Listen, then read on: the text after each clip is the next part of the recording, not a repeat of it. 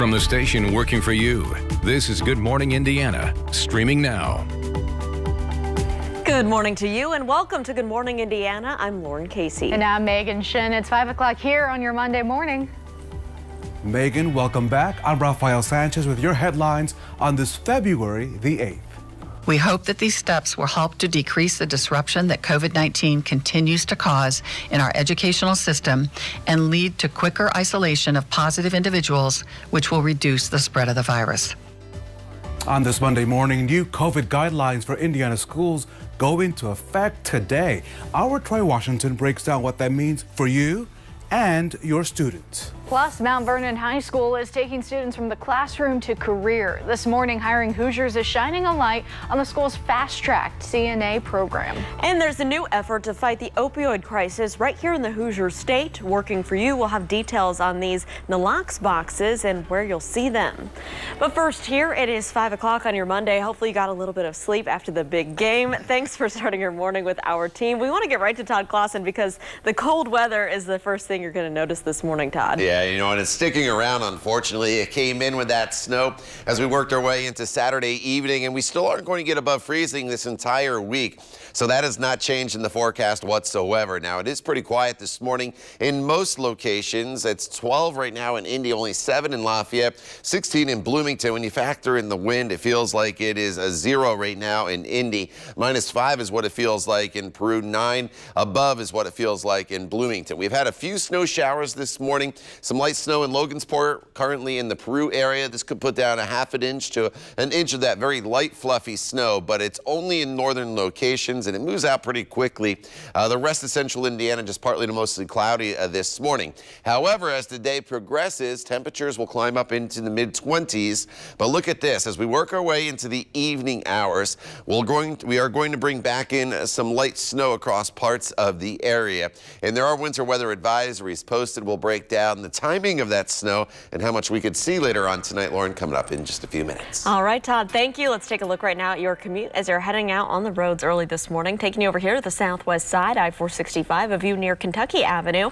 You can see traffic is moving along smoothly. The lanes are open, and that is good news this morning. Raphael? Good morning to Avon, Lebanon, and Franklin. School quarantine changes statewide begin today. WRTV's Troy Washington is live with more details on the data behind that key decision. Troy, good morning. Good morning. Yeah, teachers and students were required to stay 6 feet apart. Now they're saying it only requires about 3 feet apart of distance because when it comes down to it, they did the research and they found that very little transmission and exposure actually takes place in the classroom. A lot of that goes on outside of the classroom. So they're saying that these changes could ease some of the burden for those districts. We will no longer require quarantine or contact tracing if the students and teachers remain at least 3 feet apart and are wearing a mask at all times in just the classroom. I want to emphasize that this is for the classroom setting only. It does not apply to lunch, athletics, band, orchestra, choir, or any other school setting where students may gather, nor does it apply to classrooms in which students have been allowed to remove their masks. Again, these changes go into effect today, and they want to make sure that parents and everyone, they're aware that these changes only impact the classroom. Anything outside of the classroom has not changed. Reporting live downtown, I'm Troy Washington, WRTV. Troy, thank you. Taking a look at the continued impact of the pandemic on Hoosier lives, the 7-day positivity rate of COVID-19 cases continues to fall. And currently, the 7-day positivity rate is just under 7%. State health officials report 1,764 new cases of the virus. That brings the total number of reported positive cases to 639,711. And 55 new deaths were also reported. Since March, 11,401 Hoosiers have died with COVID-19. New this morning, 2 tigers at the Fort Wayne Children's Zoo have tested positive for the coronavirus. Zoo officials say animal care staff first saw some mild symptoms in a male Sumatran tiger last month. Samples from the tigers were then collected for testing and came back positive. Staff veterinarian Dr. Kami Fox says that the male tiger has been experiencing a dry cough while the female has not shown any symptoms. Zoo officials say access to the tigers has been restricted and staff staff will follow safety protocols recommended by the CDC and the Indiana Department of Health. Raphael. Developing this morning, Lord Metro Police investigating a death on the city's west side. Here are the details this morning. This happened Sunday afternoon just after 1 o'clock on Hardin Boulevard. That's near West Morris and Washington Streets. Now, officers were called on a report of a death investigation. When they arrived, they found an adult female with apparent trauma. She was pronounced dead at the scene. At this hour, no victim or suspect information has been released. And on the east side of town, a man is dead after a shooting early Sunday morning. Just after midnight, officers found a person shot along East Washington Street near South Post Road. The man's identity hasn't been released yet, and the circumstances behind the shooting are also unclear. If you have any information, though, please call the Crime Stoppers number. That's 317-262-TIPS. This morning, there's a new effort to fight a different devastating crisis here in the state of Indiana. The state's Family and Social Services Administration and the organization Overdose Lifeline, Inc. are teaming up to roll out Naloxone box units in every county. These boxes will give people 24/7 access to naloxone. That's the life-saving drug that can reverse an opioid overdose. Here's how the boxes will work. Anyone who is concerned about themselves or someone they care about experiencing an overdose from an opioid, they can come to this box 24 hours a day, 7 days a week, and get the overdose reversal drug without needing to talk to an individual. It removes the barrier. Justin Phillips is the executive director for Overdose Lifeline. She says that this is one strategy to support Hoosiers who are struggling with addiction. Getting naloxone people in need is especially important right now because access is more limited due to the pandemic. Each box will have 6 to 8 doses, instructions, and referrals on the treatment. Businesses or community groups can request a naloxone box to be installed in a highly visible area. The Indiana Interchurch Center is already participating. Anytime we can help somebody in society, in our community, we're working with all kinds of different nonprofit organizations that are all doing good causes, and I get to see what Overdose Lifeline does on a regular basis. For more information about the program, you can visit the WRTV News app and just click on this story. There you'll also find recovery resources if you or someone you know needs help right now. Call the Indiana Addiction Hotline. That number is 1-800-622-4357. On this 8th day of February, and really every day, Hiring Hoosiers is our initiative here at WRTV to connect you to jobs, training programs, resources, and much more. A lot of options there. And this morning, our Kelsey Anderson tells us about the program at Mount Vernon High School that gets students directly into the workforce after graduation. Well, now more than ever, the healthcare field is seeing a need for certified nursing assistants. And whether it be at a nursing home facility or with at-home care, they often say that CNAs are the first line of defense when it comes to recognizing the signs and symptoms of heart attack and stroke. And Mount Vernon High School is making it possible for their students to get a jump start in the field. The CNA program here at Mount Vernon allows students to take dual credit courses, get hands-on experience, and get certified so they can work at an assisted living center as soon as they complete the course. Kelly Harney is the co-founder of Hardin Educational Institute, and she says this is an important course and it allows students to make a good wage once they complete it. You know, we talked about that students aren't, everybody's just not going to get that 4-year degree at their traditional college. And so some people need to be able to work and have a gainful wage while obtaining their education. And so these programs allow them to continue as they want more certifications, as they have more trades, but to still be able to work, to assist with providing for their families, to take care of themselves, and continue their education. We heard from senior Emily Rollo via email, and she says this class has been a good opportunity for her to test the waters and see if the medical field is right for her. And after high school, she does plan to pursue a career in nursing. So right now they have about 15 kids in the CNA program, and Vice Principal Stan Wilkinson says they hope that next year they see more enrollment, and they also hope that they can soon open it up to other schools in Hancock County. Working for you, Kelsey Anderson, WRTV. All right, thank you there, Kelsey. As you walk out the door here this morning across central Indiana, most of us are completely dry. Some of you in northern locations, though, are dealing with a little bit of light snow once again from Logansport to Monticello into the Peru area. Just a few flurries here in Kokomo. Where it's snowing right now, this will move out pretty quickly. It is not going to move any further south. So most of us, as you take to the roadways for the commute, the kids head off to the bus stop, you really just need to bundle up and give yourself some extra time because of the cold and not because of the snow.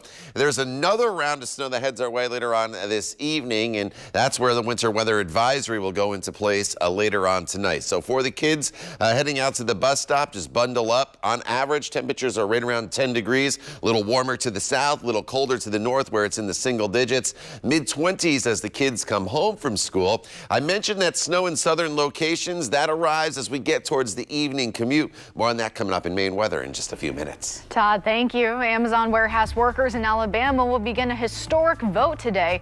Coming up, details on the push to create the company's first unionized facility in the United States. And Pfizer is on a mission to get more vaccines out to the public. Straight ahead, their plan to increase production and just how many vaccines they say they can now produce. It's 5:10 on your Monday morning. Stick around. We'll be right back.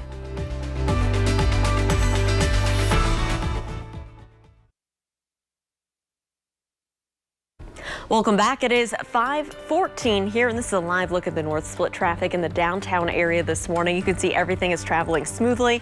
We'll keep you updated if there are any slowdowns for you to avoid if you're heading out to work early this morning, but right now you shouldn't have any problems. So today, Raphael, House Democratic leaders are expected to unveil a plan that provides as much as $3,600 in tax credits per child. It's part of President Joe Biden's COVID-19 relief package. And Lauren, as John Lawrence reports, if Congress does pass this, those monthly payments could begin as soon as July and continue for the rest of the year. The Biden administration says its COVID-19 relief package will help get people back to work. I would expect that if this package is passed, that we would get back to full employment next year.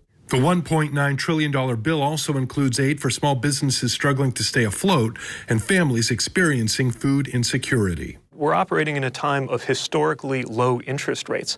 This is a moment where the greatest risk we could take, as the president has said, is not the risk of doing too much, it's the risk of doing too little. Despite President Joe Biden's hopes for bipartisanship, some Republicans are pushing back on the price tag of the bill. As all kinds of pork for local municipalities and states. It's all the special interest things that they've actually fought back on. And claim they're being left out of the process. Even if we come in good faith with at least 10 and more that would have joined us, and they say they don't care.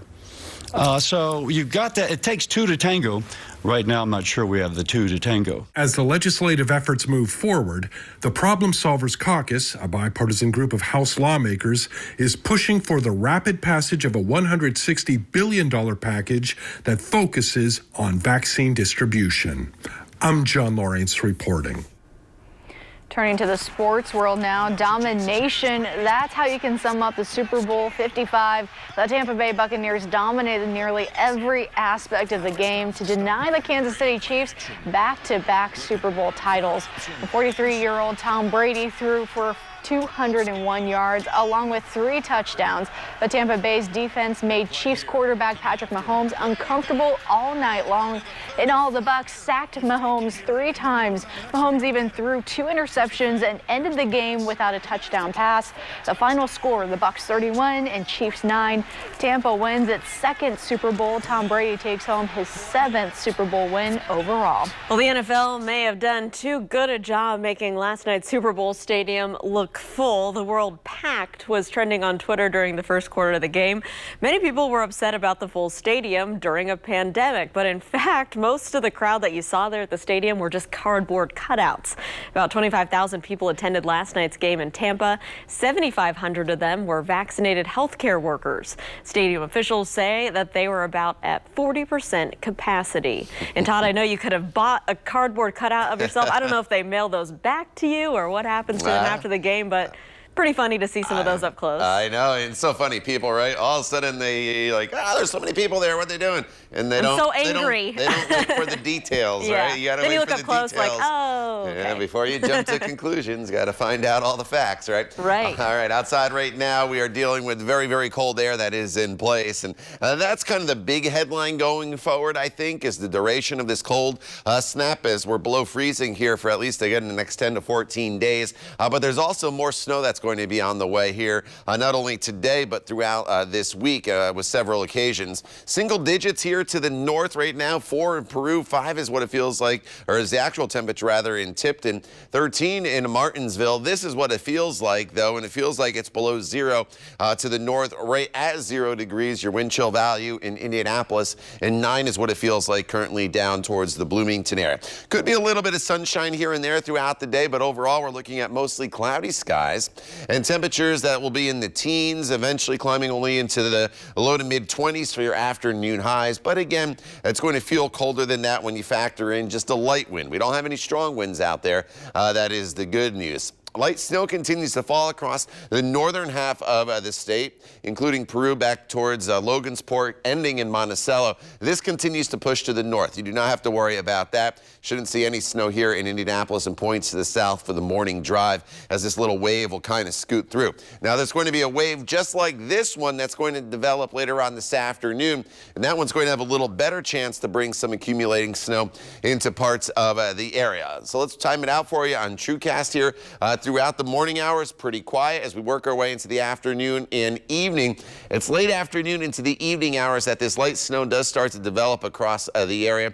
It's in and out of here pretty quickly. That's the good news. Very similar to what we went through late Saturday night, if you were still up when that band of snow came through, as it started to usher in the Arctic air across the area that we're currently dealing with. So snowfall totals today, again, generally just about 1 to 2 inches as this band makes its way through the area of that just very light and fluffy snow. But if you do have plans this evening, just know things could slicken up with the cold temperatures. Winter weather advisories are posted to the south, where we could see maybe in the far southern locations a little more than 2 inches of snow. Now tomorrow's a quiet day for us with temperatures that will be in the mid-20s and lots of clouds around. So it's still cold, but then we get to Wednesday, and Wednesday is probably the trickiest weather day that we have this week, as the next storm system will come in, and it could impact the morning commute on Wednesday, and this one could have a little bit more moisture with it. The problem with the storm on Wednesday is it's hard to believe when we're talking about temperatures this cold, but we could bring a little bit of freezing rain into southern locations with this storm system Wednesday afternoon, as temperatures not at the surface climb, but in the upper levels of the atmosphere. And the question will be, how far north does that band of freezing rain come? But for most of us, Wednesday is another snow opportunity with a couple inches across the area. That storm system reinforces colder air, Lauren, as we head into the weekend. Highs once again only in the teens. All right, Todd, thanks. Let's take a look at traffic this morning if you're heading out the door early this Monday morning. Good morning to you in Fishers. This is I-69, a view near 106th Street. Traffic is moving along up to speed in both directions, northbound and southbound, no delays. So let's take one more live look this morning. This is at I-74 and Thompson Road to our southeast. You can see it's still pretty quiet out that way. I'm not monitoring any major slowdowns for your drive, but of course we'll keep you updated. Raphael? There is a demand for more vaccine across the country, and now Pfizer says it's speeding up production of its COVID-19 vaccine. The company says the process is becoming more efficient as they go along. It expects that the average time to make one batch will go from 110 days now to 60 days. Pfizer is calling this Project Lightspeed. The company's vice president of operations says output has already doubled in the last month at Pfizer's Kalamazoo plant in Michigan. Some Amazon workers in Alabama are set to vote on whether their warehouse will become the company's first unionized facility in America. Mail-in ballots will start going out to more than 5,800 workers in Bessemer today. The election marks the first Amazon warehouse union vote since a group of technicians in Delaware voted against unionizing in 2014. This comes just days after the National Labor Relations Board shot down an effort by Amazon to delay the union election. The company petitioned to postpone the vote out, saying it should be done in person instead. Amazon has battled efforts to unionize American facilities, even though many of its European warehouses operate under union agreements. Well, a wish granted 15 years ago is having a lasting impact on one Bloomington family. Coming up, how they are now working to pay it forward. A touching Super Bowl commercial with a key message for all Hoosiers. Ahead at 5:30, see the unforgettable moment from the family member of former North Central Athletic Director Paul Logan. That story and much more on this Monday morning, right here on WRTV.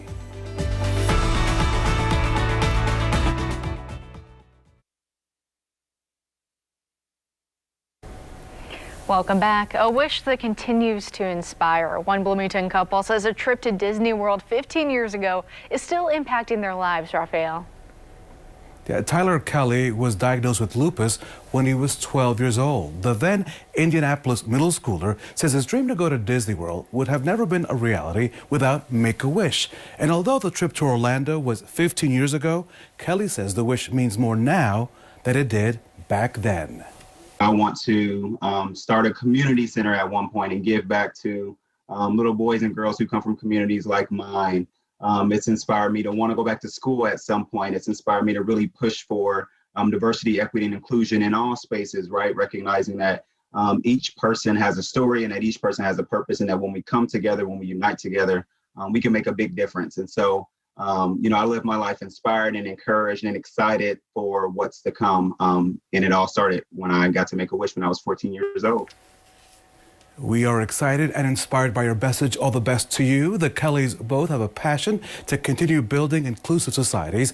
Tyler's wife, Justice, who works for Make-A-Wish, says it's something talked about every day in the local chapter. She says in August, the organization's local chapter introduced a diversity, equity, and inclusion initiative. August, Todd, what a great month. I think of warm weather. I think of sunshine. I think of maybe one day we'll see that come our way. Yeah, we had the sunshine over the weekend, which kind of helped things a little bit. But the cold is here to stay, Raphael. Hopefully, by August, we're not talking about temperatures that are this cold that you see behind me here. This is what it feels like when you walk out the door this morning, and it feels like 0 in Indy, negative numbers to the north, and 9 is what it feels like in Bloomington. Throughout the day today, we'll see mostly cloudy skies. However, this evening, as we work our way into southern locations, and even northern locations, as we get into after the 5-6 o'clock hour, some light snow develops. That's why a winter weather advisory is posted. More on that coming up when Good Morning Indiana continues right here on WRTV.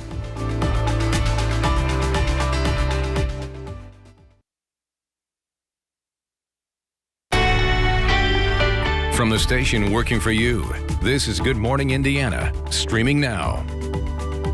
Now at 5:30, changes impacting every student and educator in the state take effect today. We're breaking down the changes and what they mean for you and your family. Plus, this was a touching movement, an Indiana man and his family at the center of a Super Bowl ad. This morning, the message behind that campaign.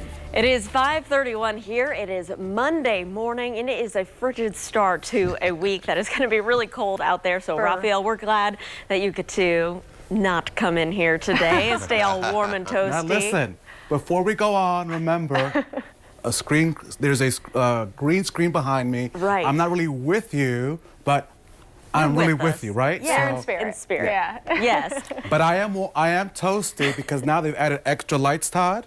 So I have lights everywhere. So I feel like one of those pizzas at the Speedway gas station, just going around and around. Spinning around. All right, you're going to have a tan by the end of the week here with those, the extra lights without even having to go outside. All right, outside right now, we're sitting in the single digits, and the teens, depending on where you are, or somewhere in between the single digits and the teens, such as Indy at 12. It's 4 in Peru right now, 16 in Bloomington. You factor in the wind, and it feels like it's -5 in Peru. -3 is what it feels like up in the Lafayette area. As far as the snow goes, shows. There's a little bit of light snow still falling here in northern locations, but it's really starting to wrap up. These real light shades of white that you see there, that's just a few flurries here and there, and that's Monticello over towards Peru and then just north of Marion. But this, again, is not going to cause too much in the way of any issues on the roadways. This little wave is going to go through, and it's just going to impact northern locales, but there's going to be a wave that looks very similar to this that's going to come through later on this afternoon and into the evening hours. So as we work our way throughout the daytime hours today, again, there's a few snow showers to the north this morning, but overall, just mostly cloudy skies today and temperatures in the mid-20s. That snow will arrive towards the evening commute tonight. It's a little more widespread than what we're seeing this morning, and there could be some minor snow accumulations. More on that for you coming up in Maine weather in just a few minutes. All right, Todd, thanks so much. Let's take a look right now at your commute. This is I-465, a little west of State Road 37, down to the southwest side. You can see traffic there is picking up this morning. Still traveling up to speed, it looks like. We'll continue to keep a close eye on that area, but let's take one more live look this morning. This is I-70 near Sherman Drive. Traffic here is pretty quiet on the east side. Again, we'll continue to monitor your commute throughout your Monday. We'll let you know if there are any trouble spots you should avoid. Raphael? And new overnight, a man in jail after leading police on a chase across the city. This started just after midnight near Claremont as a call for a suspicious person. Now, when they arrived, the man took off in a work van. Police believe the man was intoxicated and tried to stop him.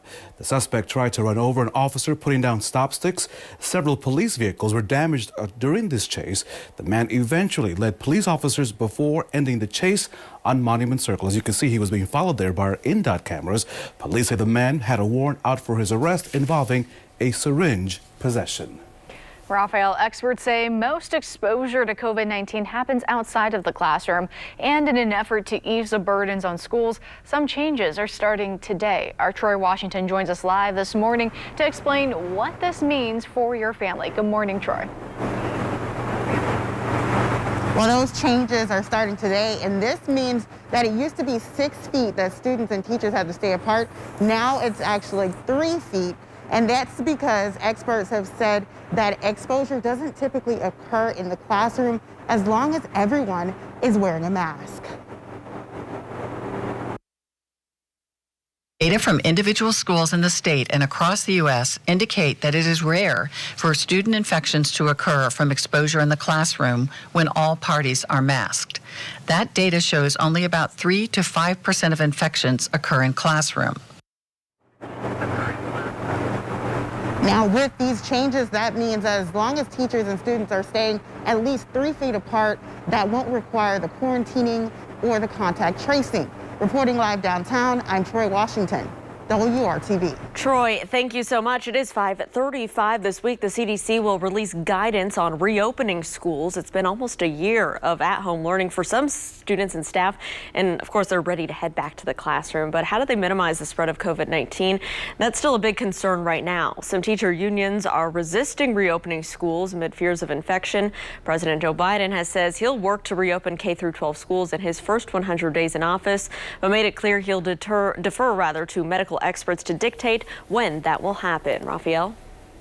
Hiring Hoosiers, our daily mission right here at WRTV to connect you to jobs and training programs for all careers. Our Kelsey Anderson, she shows us how a program at Mount Vernon High School is preparing students for high-demand jobs. Kelsey, good morning. Well, now more than ever, the healthcare field is seeing a need for certified nursing assistants. And whether it be at a nursing home facility or with at-home care, they often say that CNAs are the first line of defense when it comes to recognizing the signs and symptoms of heart attack and stroke. And Mount Vernon High School is making it possible for their students to get a jump start in the field. The CNA program here at Mount Vernon allows students to take dual credit courses, get hands-on experience, and get certified so they can work at an assisted living center as soon as they complete the course. They are learning not only, what is a heart attack, but what are the signs and symptoms? Because CNAs are our first line of defense. They're the first people who notice these in the long-term care. They're around the patient the most with our geriatric patients.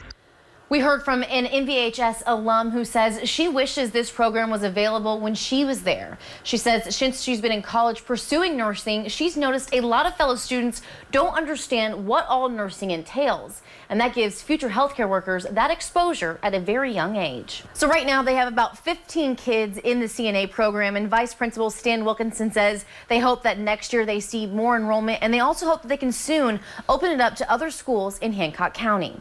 Working for you, Kelsey Anderson, WRTV. Kelsey, thank you. Turning now to the coronavirus pandemic and its impact on our state. This morning, state health officials report nearly 1,800 new cases of the virus. Since the pandemic began, nearly 640,000 Hoosiers have tested positive for COVID-19. The state also reports 55 more people in Indiana have died with the coronavirus. So far this month, 146 Hoosiers have died with the virus.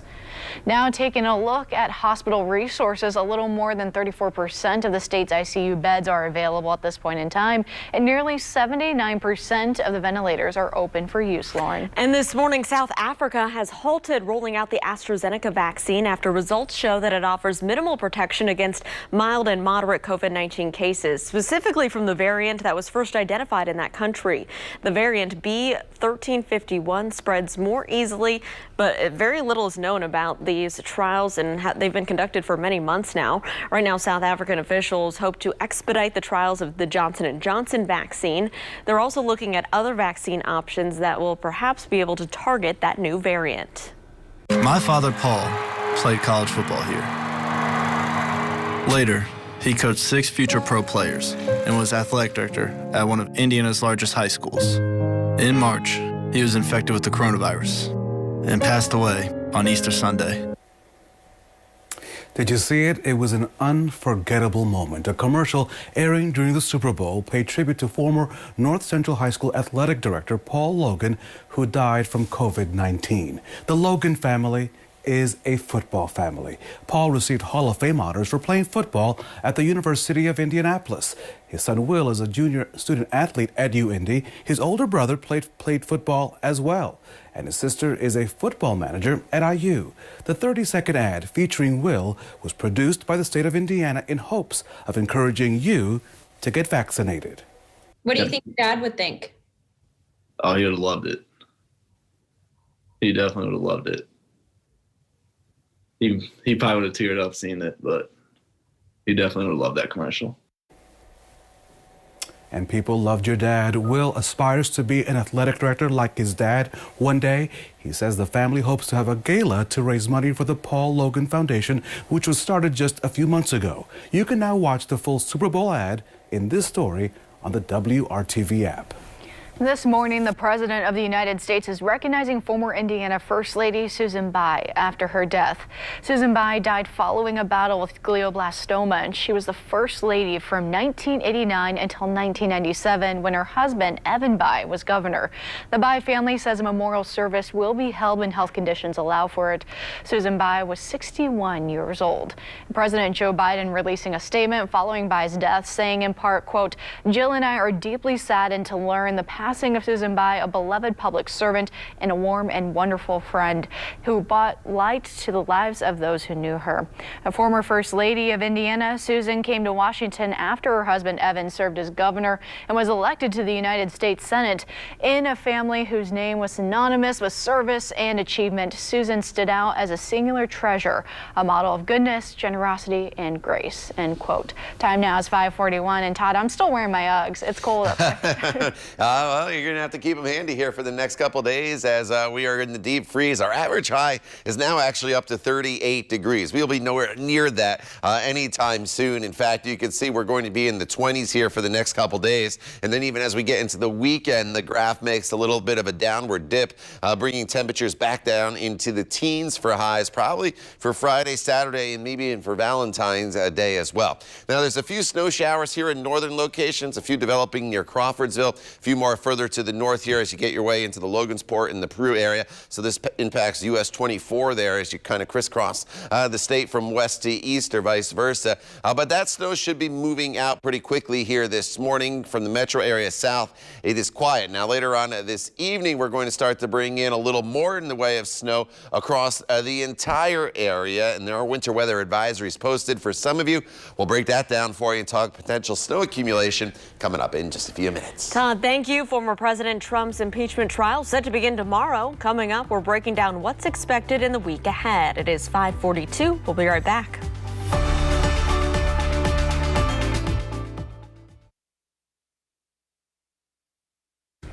Welcome back. It is 5:45. Here's a live look at your commute right now. I-465, a little west of State Road 37. This is down on the southwest side. You can see traffic there is picking up this morning. No crashes to slow you down on this Monday. Of course, we'll keep you updated. Megan? Lauren, thank you. In the Senate impeachment trial of former President Donald Trump is set to begin this week. But there are stark differences between this trial and Trump's impeachment a year ago. ABC's Andrew Dembert explains. He will be the first president to undergo an impeachment trial after leaving office. The managers on the part of the House of Representatives are here and present and ready to present the article of impeachment. Former President Donald Trump's Senate trial is set to begin tomorrow, his second in as many years. He's facing a single article of impeachment, which alleges he incited the January 6th riot on Capitol Hill. But there are key differences between this trial and the first, including that Trump is no longer president and therefore cannot be removed from office. We're going to do our constitutional responsibility and hold a trial. Many Republicans, however, arguing the trial is unconstitutional. If you believe he committed a crime, he can be prosecuted like any other citizen. Impeachment is a political process. Meanwhile, a new ABC News Ipsos poll shows a majority of Americans say Trump should be convicted this time and barred from holding federal office ever again. And this trial, unlike the last, is expected to focus less on witness testimony and more on video from the deadly insurrection. It would take 67 senators to vote to convict Trump, meaning Democrats would need the support of 17 Republicans to secure a conviction. Another contrast from Trump's first trial, when no Republicans voted to impeach. This time, 10 GOP House lawmakers crossed party lines, including Wyoming's Liz Cheney, who stands by that decision. We've never seen that kind of an assault by a president of the United States on another branch of government, and that can never happen again. And much like the first go-around, conviction is unlikely given the number of GOP senators who have already voted. They believe the trial is unconstitutional. And this could be somewhat of a two-part process here. If enough senators vote to convict, then the chamber could hold a second vote that would potentially bar Trump from ever holding federal office again. Andrew Dembert, ABC News, Washington.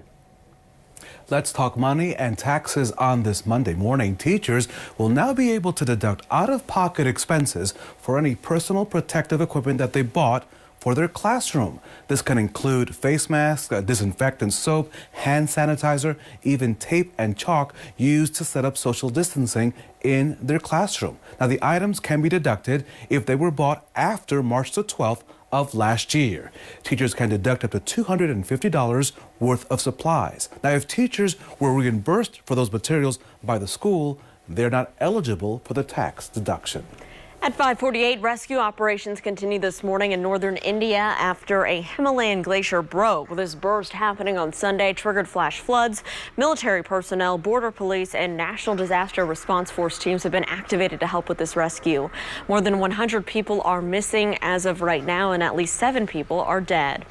Back here at home, we got to get a check of our forecast. Some dangerously cold temperatures this week, Todd. Yeah, you know, bitter cold temperatures, they're here to stay. We have some more light snow that's on the way for most of us here as we work our way into the evening hours. Most of it's going to start after 4 p.m. and a quick 1 to 2 inches will be possible. I don't know if you'll be able to roll a nice big snowball here like our puddle ducky or snow ducky, I guess it is, when he's pushing the snowball.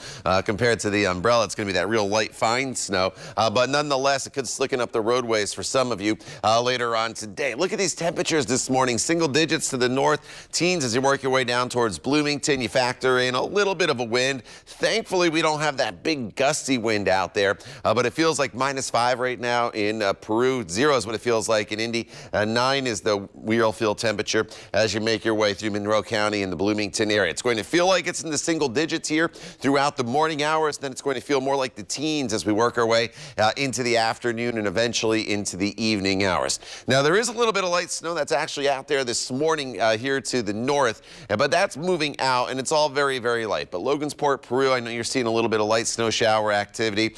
It could put down a little coating on the roadways, but most of central Indiana this morning is dry, and that is good news for your commute. But let's go over to TrueCast.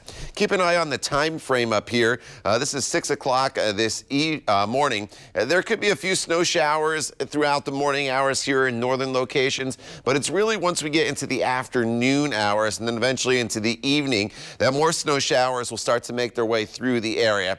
And these snow showers aren't going to be all that potent, so I'm not really too concerned about visibility getting dropped really, really quickly on the roadways. But there will be enough here, I think, to slicken up the roadways with temperatures being as cold as they are. And it will continue just a little bit longer in southern locations, and that's why there is that winter weather advisory that's in place down into southern locales, which I'll show you in just a second. But in general, this is about a 1 to 2 inch snowfall for most of us across the area. And some of the snow totals you see here to the north, that's what you're picking up this morning. But nonetheless, there could be a 2 inch total here or there across parts of the area, especially down to the south, but not a major snow for us, but definitely a little bit of an inconvenience. And then there's that winter weather advisory. It does not include Bloomington or Nashville. It does include Columbus as well as Seymour and Bedford. Tomorrow we're looking at a pretty quiet day, just a cold day once again with quite a bit of cloud cover. And then as we work our way into Wednesday, the middle of the week, another storm system heads our way. For most of us, this is another light snow event. But for some of you, there could be a little bit of freezing rain that's mixed in as we get into the afternoon hours on Wednesday. That storm system reinforces cold air for the weekend. Low temperatures back down into the single digits to maybe even below 0, and high temperatures only in the teens. Lauren? All right, Todd, thanks so much. We are keeping a close eye on traffic this morning. Giving you a look right now from our tower camera here at the North Split. You can see some flashing lights there on your screen. We're not sure exactly what this is, but you can see it is slowing down traffic on one of the ramps there at the North Split. So just be aware of that as you're heading into the downtown area. You may need to hit the brakes a little bit this morning. We'll continue to keep you updated as we learn more information. Raphael? The Super Bowl may be over, but don't you worry. The football season is just beginning for a number of schools throughout Indiana, including one right here in Indianapolis. Marian University has a spring football schedule after the pandemic delayed the start of their season. The home of the Knights' regular season starts Saturday at home against Trinity International. The team has 8 games on its schedule, not including the playoffs. Butler and UIndy start their seasons later this spring. The Indiana Pacers in action after losing 2 in a row. The blue and gold trying to snap their skid against the Utah Jazz at Bankers Life Fieldhouse. Domantas Sabonis scoring 20 points, Doug McDermott adding 18, but it wasn't enough. The Jazz beat the Pacers 103-95. The Pacers travel to Brooklyn for Wednesday night's game against the Nets. Lauren? Well, a California man gets a wet, leaky package delivered to his house, but it wasn't his. Coming up, the now viral video that he put out to find the package's rightful owner. It's 5:53. Stick around. We'll be right back.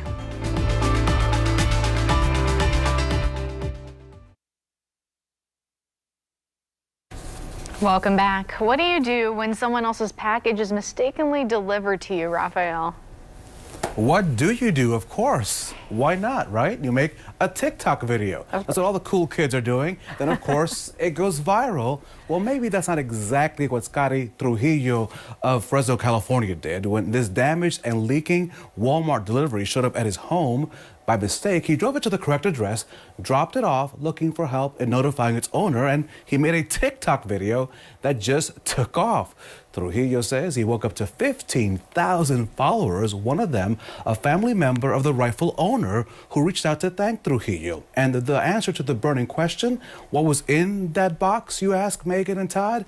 He says a broken jar of spaghetti sauce. That's what inspired him to say, aha, let's make that TikTok video. And I think, team, we need to make a video. We need to get together, socially distanced, with a mask, blah, blah, blah, all that good stuff, and make our own thing. Yes. And Todd, you get to pick the music. You pick the music, we'll do the dancing. I don't even know how TikTok works. Like, I'm not on TikTok. I see the videos. We'll show you. And then as soon as I see a TikTok video, I just scroll and don't even watch. So that's just me, though. I got better things to do outside. All right, outside right now, we're dealing with temperatures that are in the single digits. 5 in Kokomo, 3 in Logansport, 13 in Indianapolis. We are dealing with some snow showers here in northern locations this morning. We'll get into another round of some snow showers as we work our way into the evening hours. Those are a little more widespread, a little more potent as well, as we'll see maybe 1 to 2 inches of potential snow accumulation. More on that and your latest news headlines coming up when Good Morning Indiana continues right here on WRTV.